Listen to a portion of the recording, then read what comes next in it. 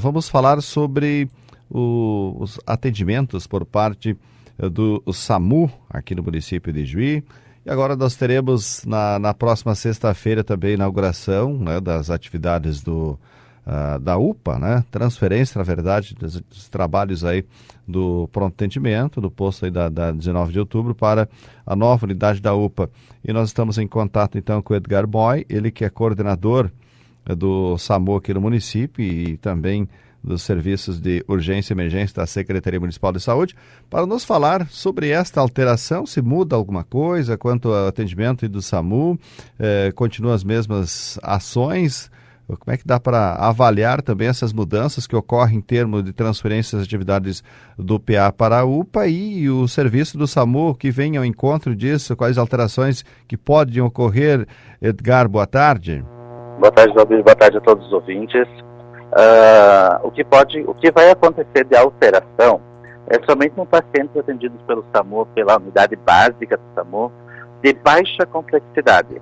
Ou seja, aqueles pacientes que têm uma gravidade, que são atendidos e que têm uma gravidade baixa, um menor risco de vida, poderão esses pacientes ser encaminhados pela central de regulação, ou seja, a central de regulação lá de Porto Alegre, para o atendimento na UPA. Né? Hoje, 100% dos atendimentos do SAMU são encaminhados para o HCI, que é o Hospital de Referência.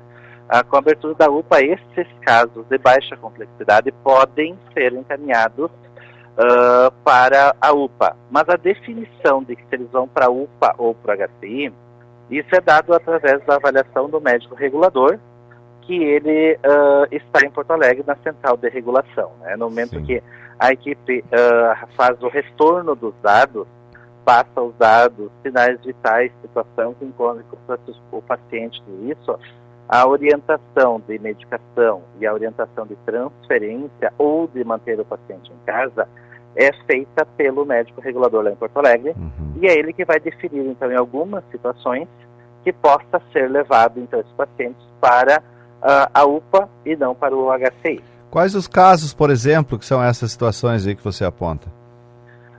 São, por exemplo, situações de crise hipertensiva, sem outros sinais, sem suspeita, por exemplo, de infarto ou de AVE, de acidente vascular encefálico. São situações de pacientes com, às vezes, idoso com febre, que não tem esforço respiratório, que não tenha débito cardíaco e nem neurológico. Então, são situações mais leves, né, que acabam acontecendo. Ou, por exemplo, paciente pós-crise convulsiva, que a equipe chegou, essa crise já estacionou, já não existe mais a crise, ou seja, o pós-ictal, depois da crise. Então, esses pacientes às vezes precisam ficar em observação por algumas horas em ambiente de saúde, e aí esses casos podem ser encaminhados para a UPA, né? Todas as situações de trauma, todas as situações de maior gravidade, automaticamente serão encaminhadas para o Hospital de Caridade, que é a referência de atendimento regional de urgência e emergência. E esses casos que você frisou, que podem agora ser encaminhados para a UPA, até então eram todos para o hospital? Todos eram encaminhados para o hospital, todos esses casos iam para o hospital, porque a única referência de urgência e emergência da rede de urgência que a gente tinha era o HCI, né? O pronto atendimento municipal, que a gente mantém, então, na 19, e que agora com a transferência da UPA ele deixa de existir o pronto atendimento, ele tinha uma característica um pouco diferente da UPA, que atendia-se também urgência e emergência, mas de menor gravidade, mais baixa complexidade, né? Ou os pacientes que chegavam por conta própria, não os que vêm pelo serviço de urgência, que é SAMU, Corpo de Bombeiros, Brigada Militar, essas situações. Tá? Então, esses pacientes, por exemplo, o Corpo de Bombeiros, a referência deles é mantida no Hospital de Caridade.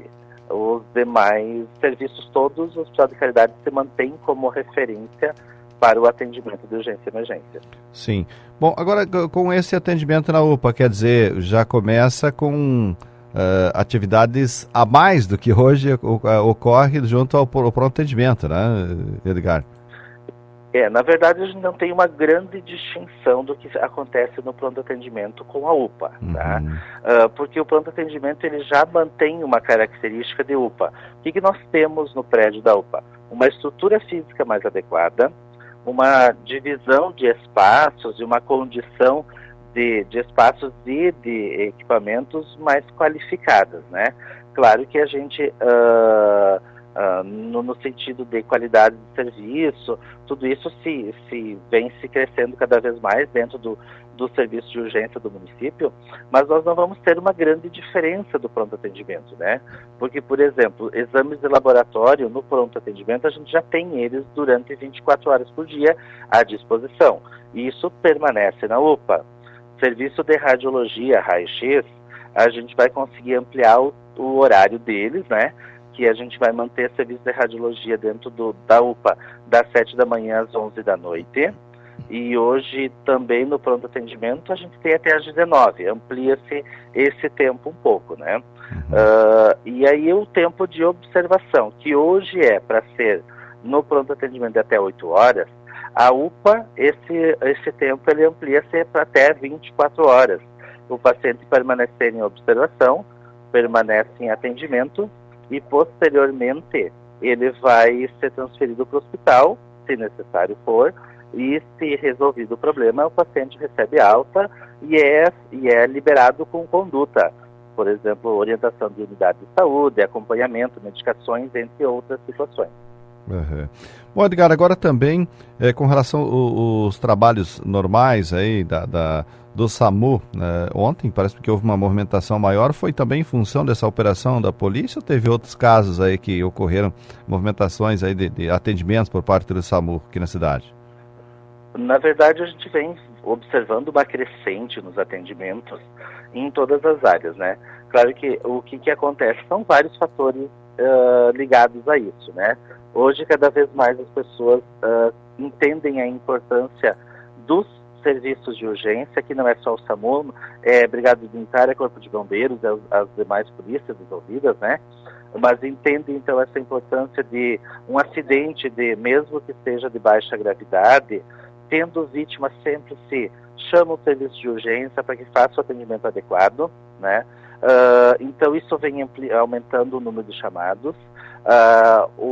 Melhorou também o acesso, então nós tínhamos e temos, não é ainda uma coisa assim 100%, né, perfeita dentro do serviço de regulação, mas hoje alguns mecanismos usados lá facilitam o acesso da população pelo número 192 para poder fazer o atendimento dessas vítimas, né? E isso está fazendo com que aumente os chamados. Aqui ontem, por exemplo, a gente tem quase que diariamente mais do que um acidente de trânsito, principalmente envolvendo motocicletas, né? E isso faz com que gerem atendimentos além dos atendimentos clínicos, né? Então nós batemos aí no primeiro trimestre de 2019 uma média de 260 atendimentos mês pela equipe do SAMU.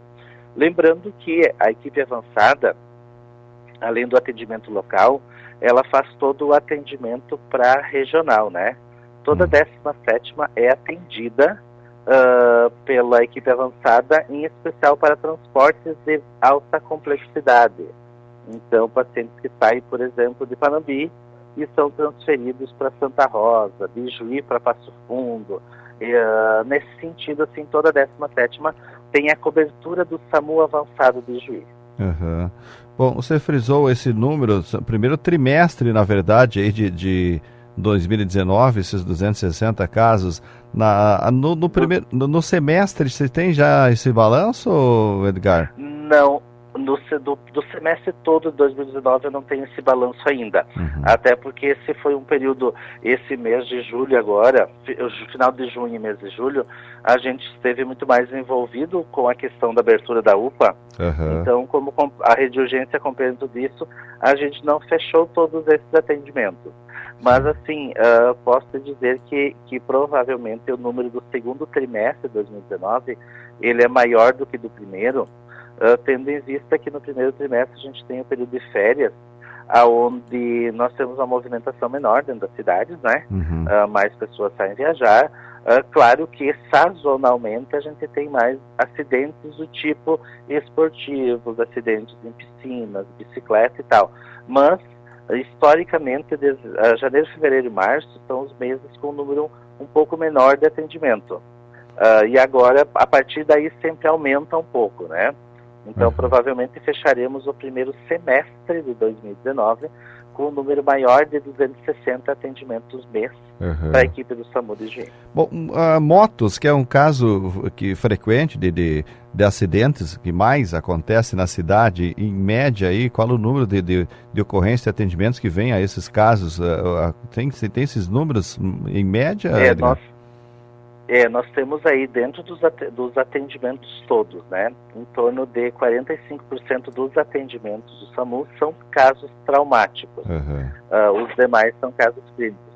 Dos casos traumáticos, mais de 30% são situações de acidentes que envolvem motocicleta. Então nós vamos ter aí uma média de 3 para mais acidentes de moto por dia dentro do município. Pois é um número bastante elevado, se levar em conta, né, pela movimentação, enfim, 30%. É um número bem expressivo. E o que a gente observa nesse, que é importante, eu acho que a população tenha esse cuidado, que a grande maioria deles acontecem em cruzamentos de rótulas, né? Que na verdade são situações de não somente de descuido, mas de descuido e de desatenção, e alguns deles até de imprudência de alguns condutores, não somente do motociclista, mas também dos veículos envolvidos, né?